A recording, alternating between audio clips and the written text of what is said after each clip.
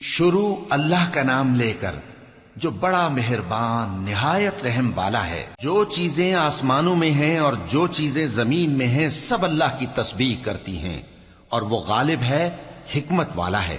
وہی تو ہے جس نے کفار اہل کتاب کو پہلی لشکر کشی پر ہی ان کے گھروں سے نکال دیا۔ مسلمانوں، تمہارے خیال میں بھی نہ تھا کہ وہ نکل جائیں گے، اور وہ لوگ یہ سمجھے ہوئے تھے کہ ان کے قلعے ان کو اللہ کے عذاب سے بچا لیں گے، مگر اللہ نے ان کو وہاں سے آ لیا جہاں سے ان کو گمان بھی نہ تھا، اور اس نے ان کے دلوں میں دہشت ڈال دی کہ اپنے گھروں کو خود اپنے ہاتھوں اور مومنوں کے ہاتھوں سے اجاڑنے لگے۔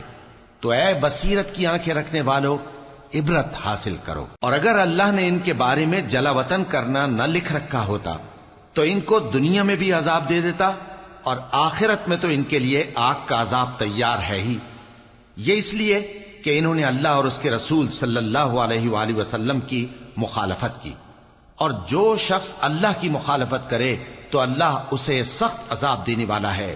مومنوں، کھجور کے جو درخت تم نے کاٹ ڈالے یا ان کو ان کی جڑوں پر کھڑا رہنے دیا، سو یہ اللہ کے حکم سے تھا، اور اس سے مقصود یہ تھا کہ وہ نافرمانوں کو رسوا کرے۔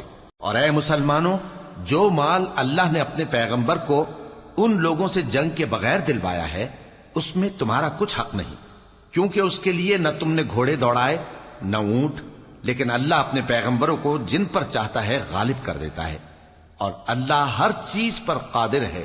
جو مال اللہ نے اپنے پیغمبر صلی اللہ علیہ وآلہ وسلم کو بستیوں والوں سے دلوایا ہے وہ اللہ کے اور پیغمبر کے قرابت والوں کے اور یتیموں کے اور حاجت مندوں کے اور مسافروں کے لیے ہے، تاکہ جو لوگ تم میں دولت مند ہیں انہی کے ہاتھوں میں نہ گردش کرتا رہے، اور جو چیز تم کو پیغمبر صلی اللہ علیہ وآلہ وسلم دیں وہ لے لو، اور جس سے منع کریں اس سے باز رہو، اور اللہ سے ڈرتے رہو، بے شک اللہ سخت عذاب دینے والا ہے۔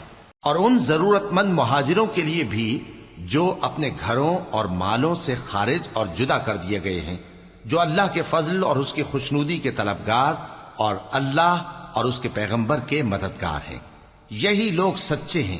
اور ان لوگوں کے لیے بھی جو مہاجرین سے پہلے اس گھر یعنی مدینے میں مقیم ہیں اور ایمان میں مضبوط ہیں، اور جو لوگ ہجرت کر کے ان کے پاس آتے ہیں وہ ان سے محبت کرتے ہیں، اور جو کچھ ان کو ملا اس سے اپنے دل میں کچھ خواہش اور خلش نہیں پاتے، اور ان کو اپنی جانوں پر مقدم رکھتے ہیں خواہ وہ خود بھی فاقے سے ہوں۔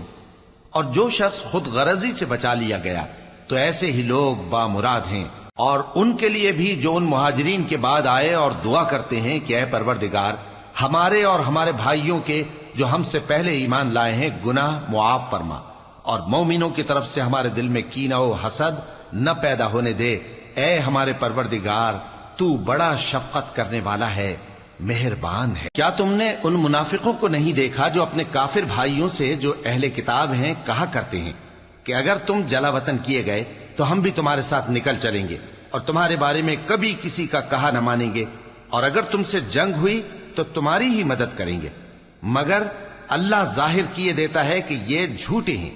اگر وہ نکالے گئے تو یہ ان کے ساتھ نہیں نکلیں گے، اور اگر ان سے جنگ ہوئی تو یہ ان کی مدد نہیں کریں گے، اور اگر مدد کریں گے بھی تو پیٹ پھیر کر بھاگ جائیں گے، پھر ان کو کہیں سے بھی مدد نہ ملے گی۔ مسلمانوں، تمہاری ہیبت ان لوگوں کے دلوں میں اللہ سے بھی بڑھ کر ہے، یہ اس لیے کہ یہ سمجھ نہیں رکھتے۔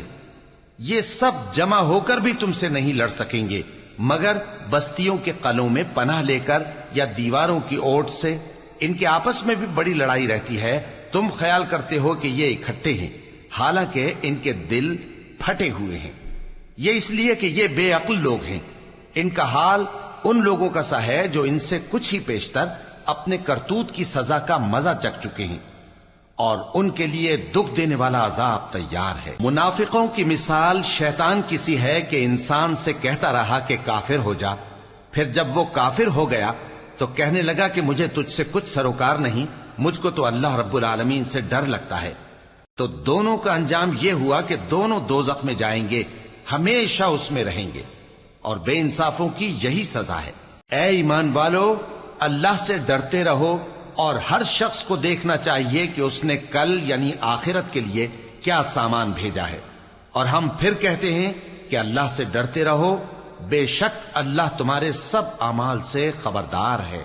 اور ان لوگوں جیسے نہ ہو جانا جنہوں نے اللہ کو بھلا دیا تو اللہ نے انہیں ایسا کر دیا کہ وہ خود اپنے آپ کو بھول گئے۔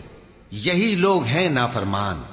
اہل دوزخ اور اہل بہشت برابر نہیں، اہل بہشت ہی کامیابی حاصل کرنے والے ہیں۔ اگر ہم یہ قرآن کسی پہاڑ پر نازل کرتے تو تم اس کو دیکھتے کہ اللہ کے خوف سے دبا اور پھٹا جاتا ہے۔ اور یہ مثالیں ہم لوگوں کے لیے بیان کرتے ہیں تاکہ وہ غور کریں۔ وہی اللہ ہے جس کے سوا کوئی معبود نہیں، پوشیدہ اور ظاہر کا جاننے والا، وہ بڑا مہربان ہے، نہایت رحم والا ہے۔ وہی اللہ ہے جس کے سوا کوئی عبادت کے لائق نہیں، بادشاہ حقیقی، ہر عیب سے پاک، سلامتی دینے والا، امن دینے والا، نگہبان، غالب، زبردست، بڑائی والا۔ اللہ مشرکوں کے شرک سے پاک ہے۔ وہی اللہ تمام مخلوقات کا خالق، ایجاد و اختراع کرنے والا، صورتیں بنانے والا، اس کے سب اچھے سے اچھے نام ہیں۔ جتنی چیزیں آسمانوں اور زمین میں ہیں سب اس کی تسبیح کرتی رہتی ہیں، اور وہ غالب ہے، حکمت والا ہے۔